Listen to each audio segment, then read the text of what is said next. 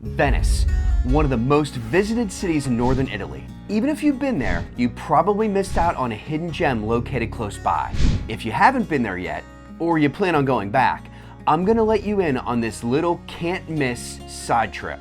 Only a short ride, about 30 to 40 minutes north of Marco Polo Airport, puts you in the heart of the Prosecco DOCG region and in the amazing village of Asolo.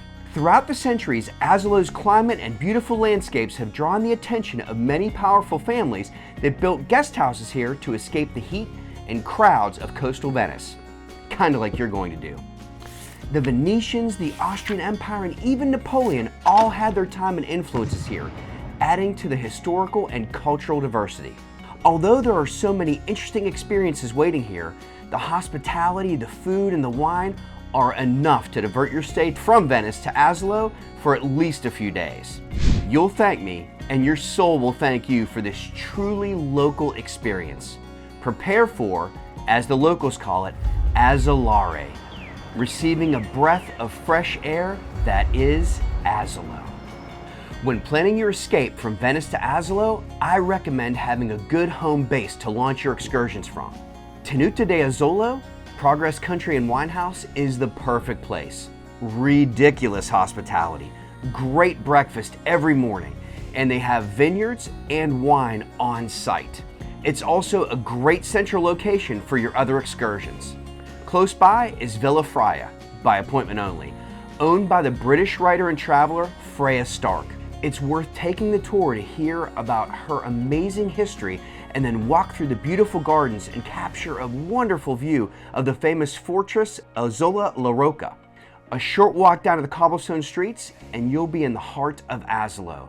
The shops, bars, restaurants, and a visit to Castello della Regina Cornaro, Queen Cornaro's castle, will have you feeling like you've taken a step back in time.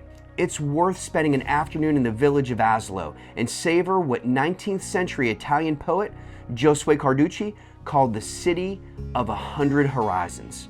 Also, you're in the heart of DOCG Prosecco area, where the best Prosecco's made.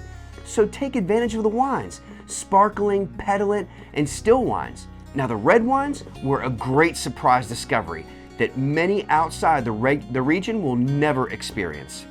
Many of these wineries and tasting rooms are a short drive from your home base, convenient but dangerous.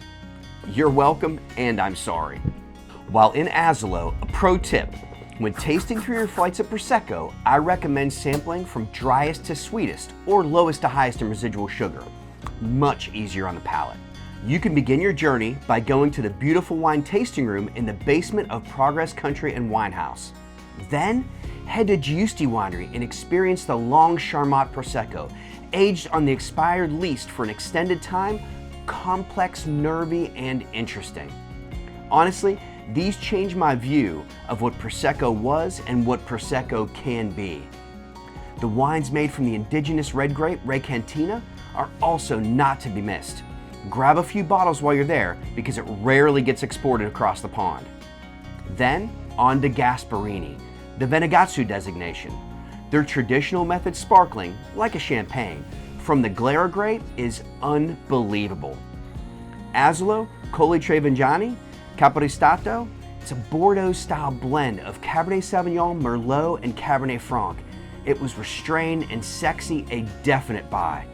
There are just so many opportunities for wine discovery that the only problem will be deciding how you bring all these bottles back.